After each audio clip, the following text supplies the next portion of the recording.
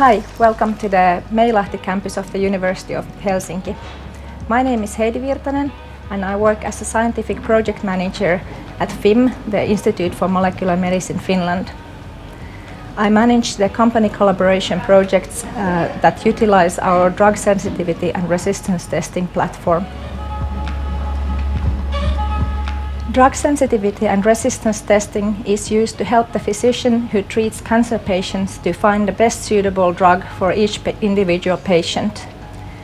We know that every cancer is a bit different and standard treatments help only a fraction of the patients.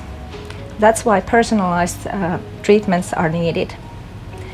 When we give the results of our drug sensitivity and resistance testing to the doctor who is treating the patient, they can see which drug kills the cancer cells efficiently but leaves normal cells intact. In this way, the doctor can prescribe the best possible treatment for each individual patient. This can help the patient to get the right medication right away and save the patient from possibly inefficient treatments with heavy side effects. Sometimes we get surprising results from our testing. For example, once we did the testing on a cancer patient, leukemia patient who had developed resistance to all currently available treatments. We found that the compound called axitinib was killing the cancer cells in the patient sample very efficiently. Axitinib is a drug that is normally used to treat patients with a certain type of renal cell carcinoma, and it was not known that it could also help leukemia patients.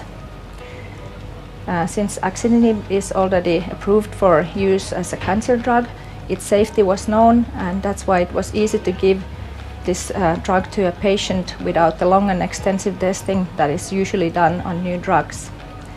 This kind of search for novel uses for existing drugs is called drug repurposing. In addition to helping the patients, our testing also helps academic research. We don't do just drug sensitivity and resistance testing on the samples, but we also do next generation sequencing on all of the samples.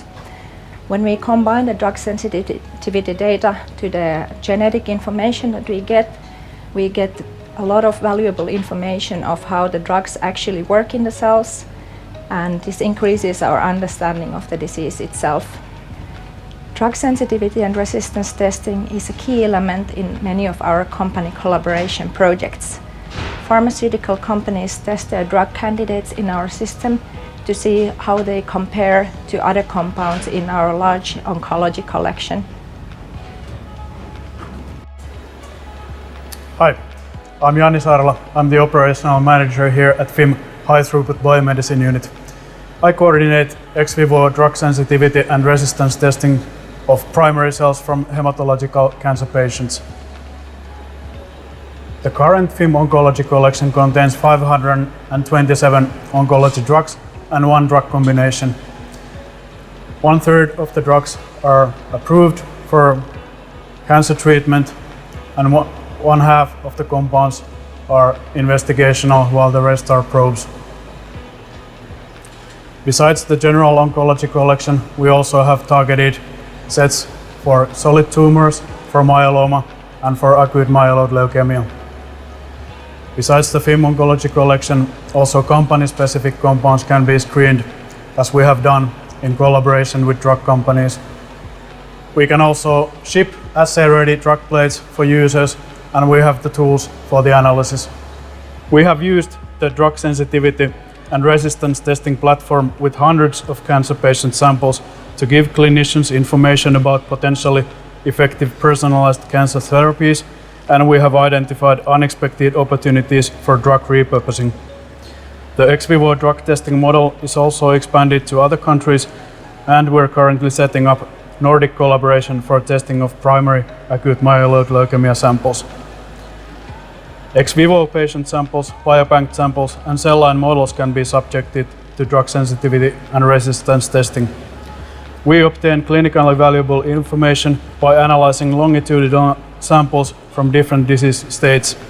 As an example of an ongoing academic collaboration, we performed drug sensitivity and resistance testing using dozens of colorectal cancer cell lines and discovered that there are differences in response profiles of subtypes.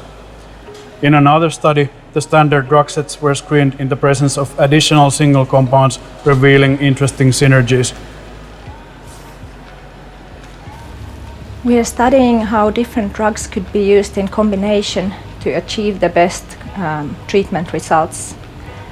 Since it's not feasible to test all the combinations in the lab, we are using bioinformatics and computational approaches, and then aiming to test the results of these approaches in the lab. We are also developing new readouts for the drug sensitivity and resistance testing to see more how different populations of cells are behaving in the samples. At the moment we are only testing the cell viability and cell toxicity, but we also want to know, for example, how cells proliferate in the sample. Then third, most of our testing is done at the moment on leukemia cells. Anyway, there is a high demand for doing the testing on other cancer types as well, so we are developing methods to analyze also solid tumor samples.